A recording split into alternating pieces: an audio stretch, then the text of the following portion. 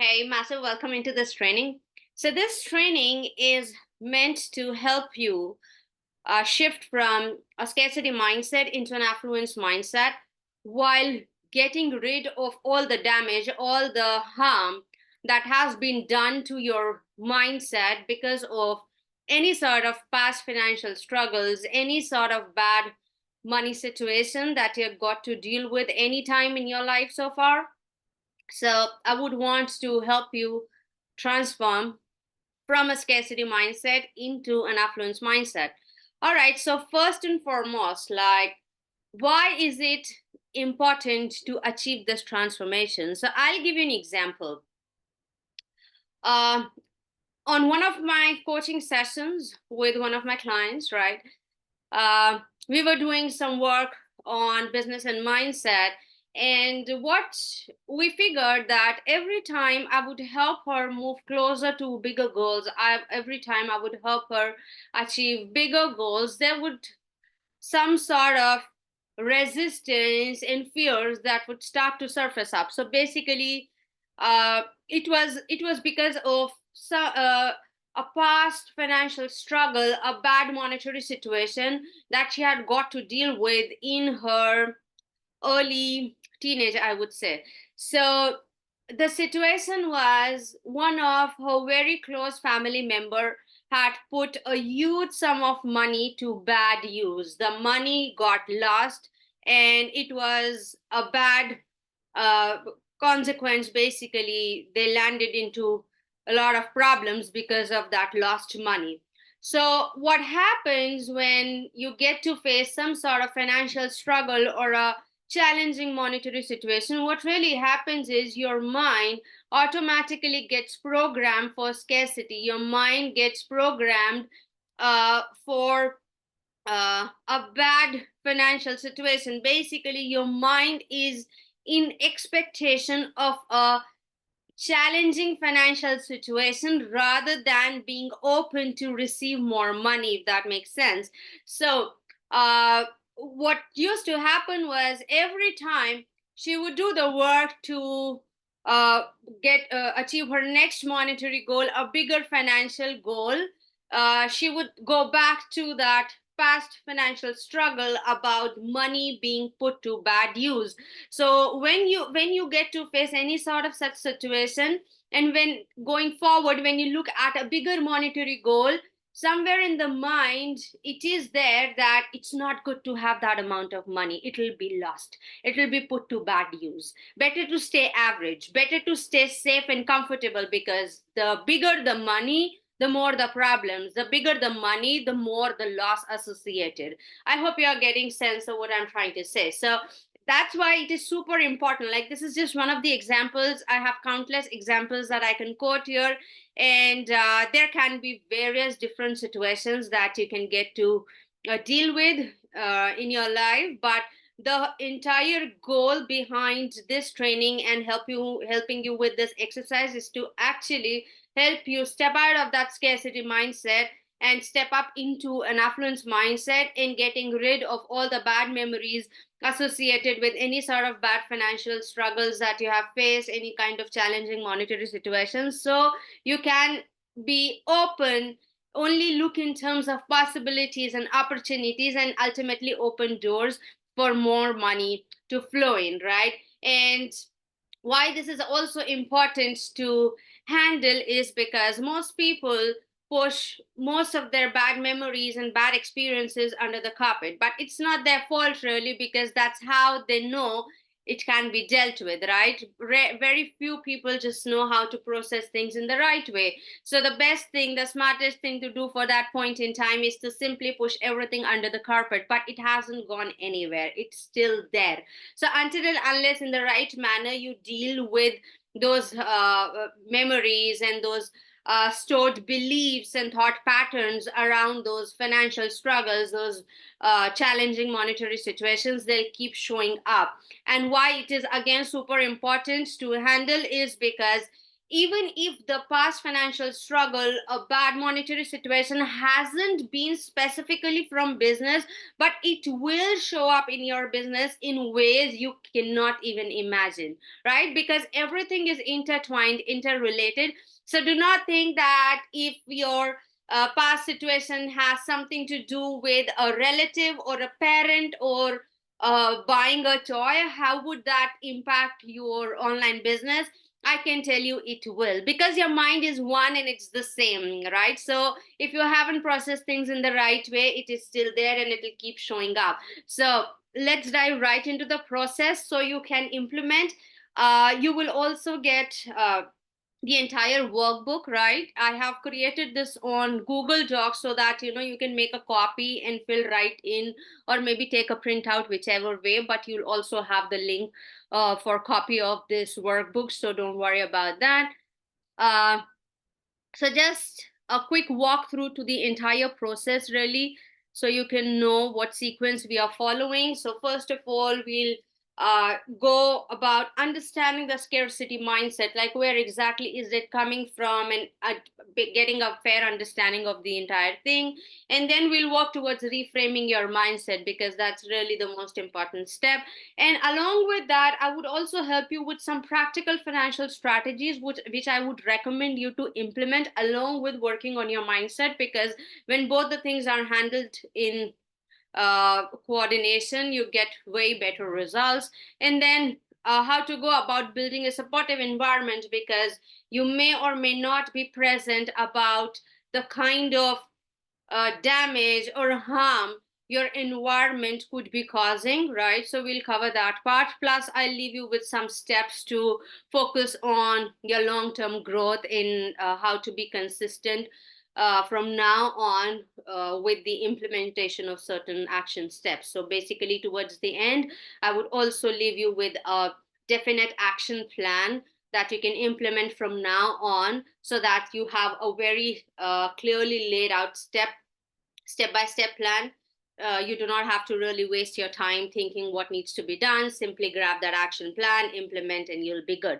All right, so let's dive right into it. So step one is understanding your scarcity mindset. Again, so the objective here, as the title says, is really to understand what exactly are the root causes, where is all that scarcity mindset coming from. So I want you to answer questions that I've put here. You can make a copy, put your responses right here. You can print out, do it with a pen and paper, or maybe keep a separate journal for answering all of these questions, whichever feels good to you. So, number one is to be mindful, like go back to your childhood and start literally from your early childhood, and put as much details as you can about any sort of financial struggles or monetary situations you've got to face any time in your past. Like I said, starting right from early childhood until recent past, right?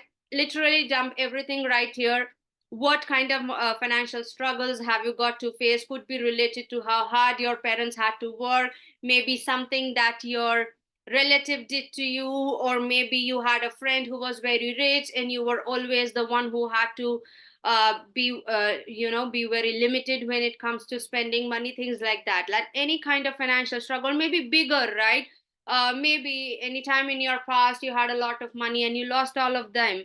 Maybe your father had a very good running business, and suddenly you got to face bankruptcy. Like it could just be very small or very big, doesn't matter. Your mind just gets programmed for scarcity if you've got to face any kind of monetary challenges, right? So write all of that here. And I also want you to pull out beliefs out of that. So once you have written down that, okay, these were the kind of situations I have got to live with when it comes to money, then these are the kind of beliefs that I developed in my mind based on that. So there's never enough. I'm so unfortunate to live with money scarcity while other people have so much of it. Rich people are so selfish. Maybe your one of your financial struggle was related to you were in very bad need of money. You really needed that money, and one of your relatives was very rich maybe, and they refused you to lend the money. and you've developed that belief, right, that rich people are so selfish. Why can't they give their money? Why can't they share their money, right? And with that, you could also develop a belief of, I'm not worthy of being rich because I'm not that fortunate. Riches are for the lucky people. Like this can be endless, trust me, but I've just put some examples which you may or may not relate to, but just to give you a clear understanding that once you have put out the kind of financial struggles you've got to deal in the past, the next that I want you to do is write down what beliefs you developed out of those experiences related to money scarcity. After you've done that, I want you to be present about what is going on in the current, in the present scenario, right? So, till now, in the first two questions, we were looking at the past, and now we are looking at the present. Why? Because the future that you create would really be determined by what you do in the present, right? So, I want you to write down your financial goal. That's the best way, according to me, to really pull out the deep rooted beliefs, scarcity beliefs and limiting money beliefs, right? So I want you to write down your financial goal, and trust me, it can be big or small, doesn't matter, but the financial goal should be such that uh, it should be exciting and a little bit scary. Like, I don't want you to be writing you want to be an 8-figure earner or a 10-figure earner if you can't really believe into it, but just a couple of steps ahead, which is exciting for you but a little bit scary and a little bit uncertain at this point in time, because those are the kind of goals we find it not so easy to achieve. But the reason why it becomes not so easy to achieve is also because of those limiting beliefs, those scarcity thought patterns that do not let you get there, right? So things like, I want to be a 7-figure earner, I want to be an 8-figure entrepreneur. It could just be anything which is for you. It could be smaller as well. Maybe you are just trying to figure out your way in the online space, and you haven't made a lot of money as yet. So maybe making 8K months or 12K cash months could be a lot more exciting at this point in time, rather than just becoming an 8 or 7 figure earner. So just recognize what it is for you, and I want you to write your financial goal in sentence, right? So after that, for 90 seconds straight on the clock, keep repeating this financial goal that you have written. So, for example, let's say if you've written, I want to make $12K cash every single month. Let's say if that's your goal. I want you to keep repeating that goal sentence for 90 seconds straight. Some people like to do it out loud, some like to do it within. Whatever works for you is fine. Keep repeating.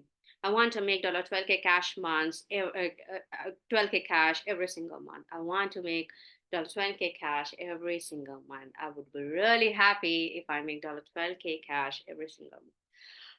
I want you to repeat this for 90 seconds straight while also being mindful about what's coming up, because all your limiting beliefs, your limiting thought patterns will start to surface up once you will start to tell your mind about something that it's not ready for, right? So once you are present to all of those thoughts that are coming up, I want you to write them down, right? Write down all the thoughts that come up, right? uh, Space isn't provided here, but you may just do it on the back of the page or in a separate page, right? So write down all the thoughts. Now, as part of step one that we did so far, it was all about understanding the scarcity mindset. Now, what we really want to do is to reframe your mindset. So, how you reframe is by actually working on those specific beliefs that we have pulled out, right? So, I want you to challenge those negative beliefs, because, see, they are not truths. They are just your beliefs, right? So, for each scarcity belief that you have identified here, right, I want you to write down an evidence, one or more, whichever, to prove it wrong. Basically, challenge it, right? What scarcity belief you identify, and write down evidences which was challenged, because I'm extremely sure sometime in your life you would have also experienced things otherwise. It would not always have been that negative, if that makes sense. So put that, all those evidences which challenge that belief. Now, ask yourself, is this belief universally true? Most likely not. In fact, 100% not, because again, that's your belief and not the truth. I want you to now actively look for examples where this belief doesn't hold true, right?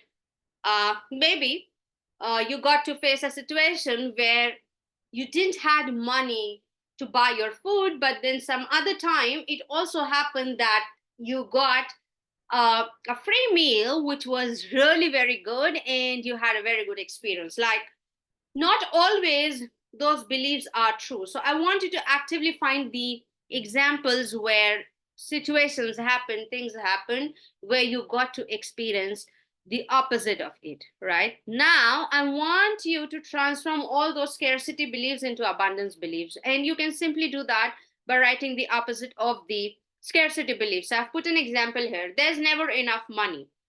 The opposite is there's always enough money for all my needs and wants. So you could just simply write the opposite of the scarcity belief to convert it into empowering belief, or you could just change words around to make it empowering, whichever way works for you. But for all the scarcity beliefs that you have written as part of previous steps, I want you to write the opposite of all those beliefs here so that they get converted into empowering beliefs. Right now, retrain your mind, the most important part. Now that you know that your mind has been programmed for wrong things, like there's never enough money, we want to train your mind for the right things, which is there is always enough money for all my needs and wants. Right, so for all the empowering thought patterns, the beliefs that you have written here, I want you to train your mind for the new empowering belief, because that's the reality we want to create from now on. So for 90 seconds straight, again out loud or within, but feeling is the key.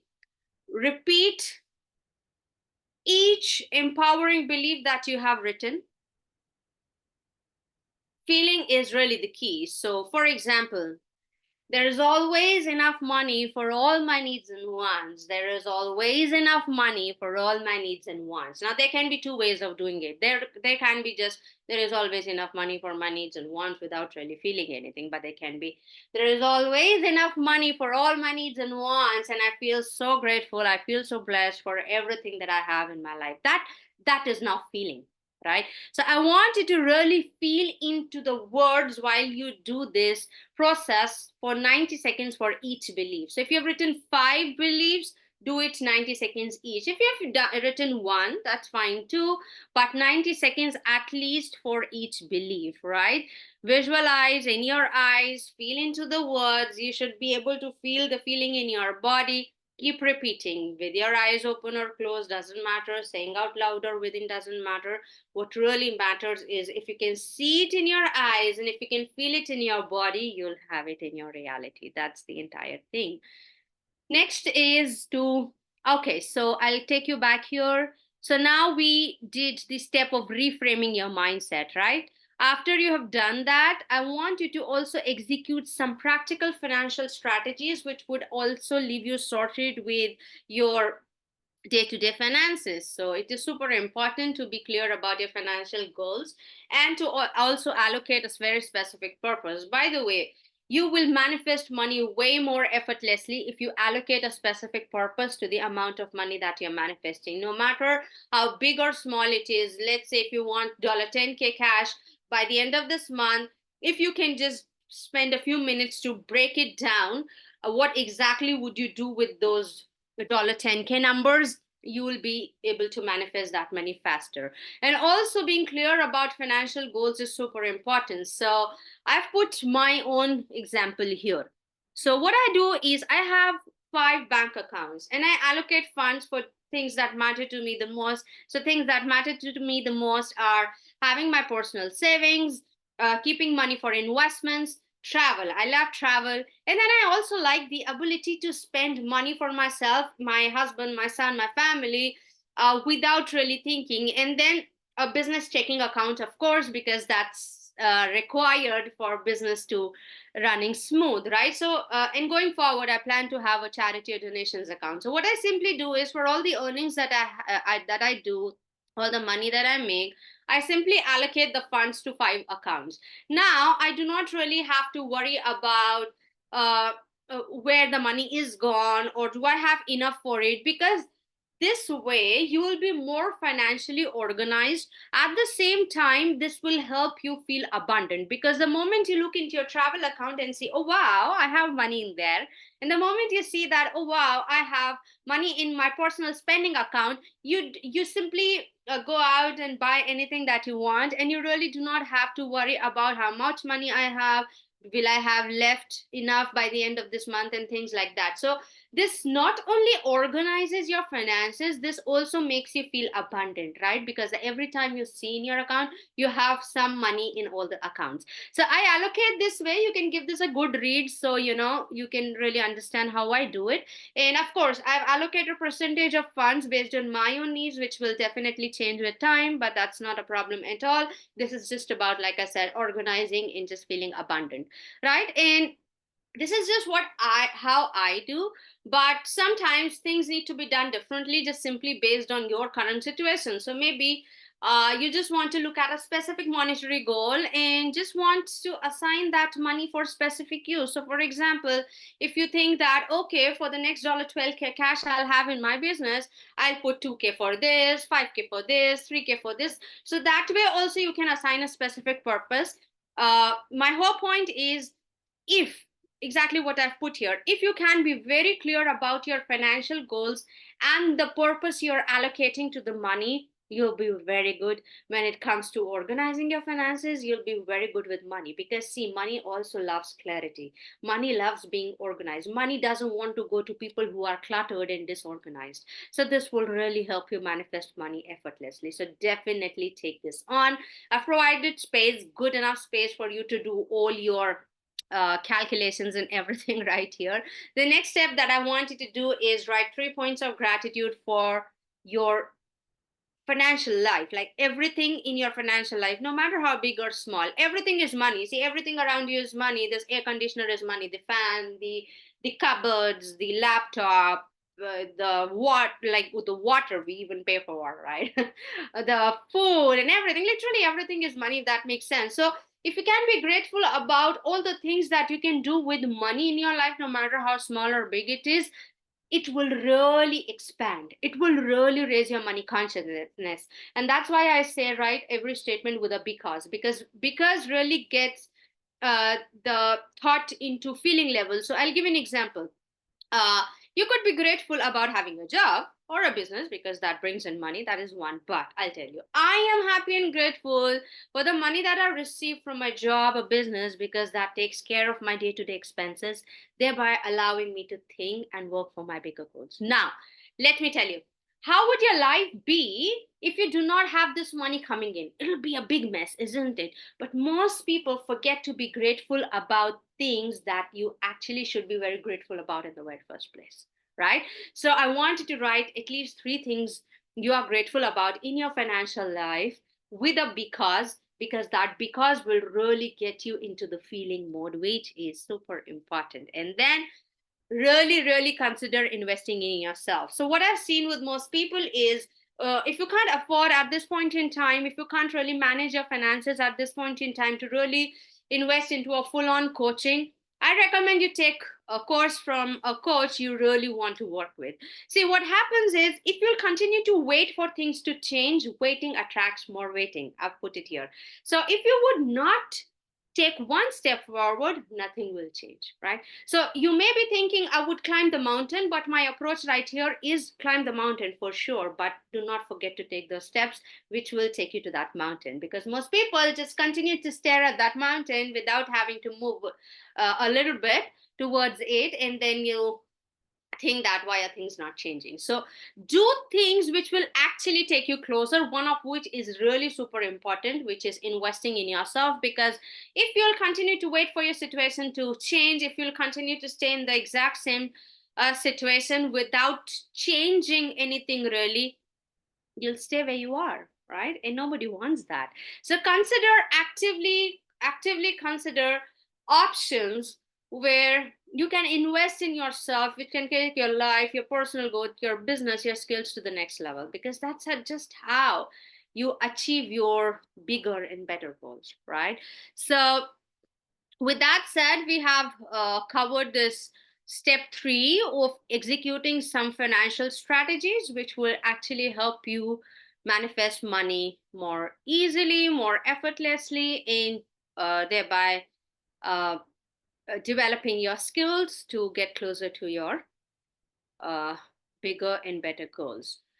Building a supportive environment, like, trust me, firstly I was thinking if I should really include this, but I actually did, because most of the people who seek my help are online entrepreneurs, and we are all the time surrounded by social media, so it is like super important to evaluate your circle, right? So I want you to be present with two things. One is the people, the relationships. Other is the content that you consume. So as first part of this step, I have broken it down into two. So I want you to first see what kind of relationships with which new people would you now like to associate your relationship with, who can help you move closer to your dreams, who can support your dreams. I remember one of my clients, one of my students once said that their family member keeps ranting all the time. Like, and once the rant starts, it goes on for hours. Imagine, right? So my point is, there are people around us, in our close surrounding, in our distant surrounding, who are constantly passing on their negative energy onto you. And if you'll be open to consume all of that energy, imagine you are one, your body, mind is one. Imagine if you absorb all that energy, how in the world would you be able to really get to your dreams and goals, right? So it is super important to be mindful about the kind of people you are surrounded by. So be specific about whom you want to associate from now on, write them down here, and whom you want to keep a distance from. Trust me, there is no harm. It may sound selfish, but it is really important if you are really serious about achieving your goals, right? I want you to be mindful about whom you want to keep a distance with. Again, it's coming to my mind, one of my students once said that every time they meet a friend in their some kind of gathering, that friend would be so busy complaining about life. So the first thing I suggested is stop talking to them, meet if it is very important, otherwise just keep a distance. So do that listing over here. And then I also want you to be present about the media that you consume, the content that you consume, extremely important. So try to include sources of positive content here, which would help you stay in an abundant and positive mindset, and eliminate sources which demotivate. Like, I don't remember when I read the newspaper, I watched the news. I'm not saying it's not important to be updated about what's going on in the world, but I intentionally do this because majority of everything that is listed there is just negative and it doesn't serve me. So eliminate sources which put you in a bad energy, and that way you'll be very good, because you have, by doing this step, you have actually learned how to contain your energy so you can put your energy to the right use, right? And then the last step is consistency and long-term growth, where I want you to uh, uh, keep taking actions, like in this training and with the workbook. I don't want you to just stop the work right here. I want you to keep doing the work so that you actually get closer to your goals, right? Because you do not achieve anything in just one day or night, right? So the first thing is, make it a habit to regular uh, regularly check your finances, right? Whatever works for you, weekly, monthly, because we are very ignorant about what's already going on. I got one of my students to do an exercise about finding what they are grateful about when it comes to service providers, right? So they were really very grateful about their internet service provider. They were really very grateful about all the people they were taking services from, because that makes their life and business easy. And similarly, when you do this exercise, you also get present to those expenses which you no longer need but are getting deducted on your card. So it is super important to do the financial check-ins. I'm sorry my bell is ringing, but I hope you were still able to hear me out. And then I want you to spend, like really spend some time doing goal setting. So write at least 10 goals that you want to achieve 1 year from now. If business is the area you really want to improve, write 10 goals from business, right? And then I want you to also write down 10 goals at least that you want to achieve in 90 days from now. So again, if the core focus area is business, 10 goals from business. Once you have done that, I want you to reverse engineer and break all of those goals into actionable steps.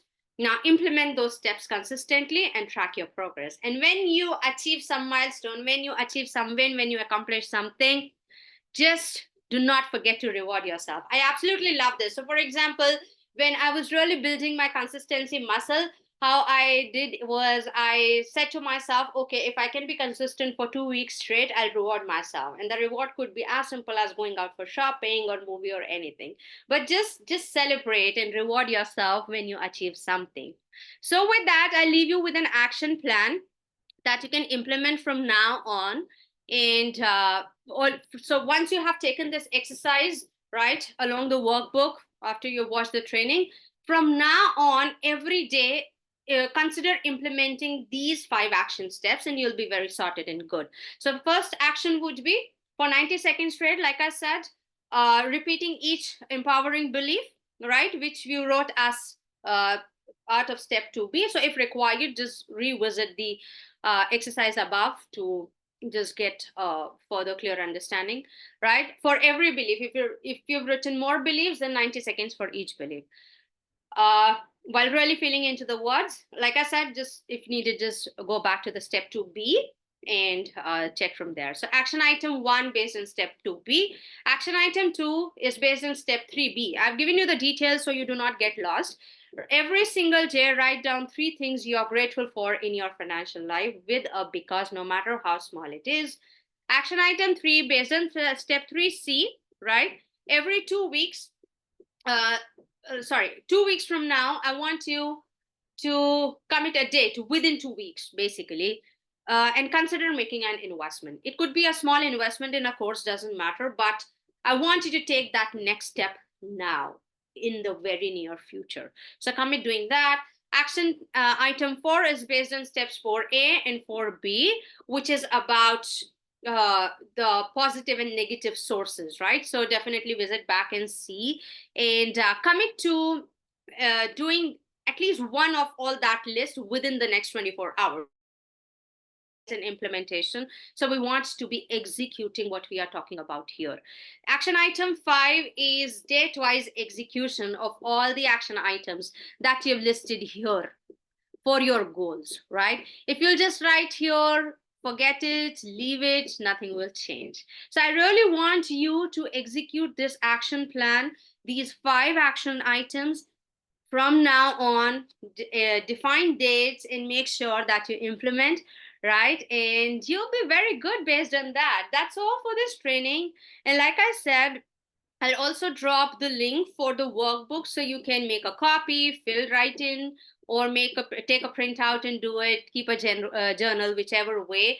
But definitely consider doing this. I have compiled the most sought after practices because these have really got results for me as well as for my clients, right? Hope you find this helpful, and bye for now.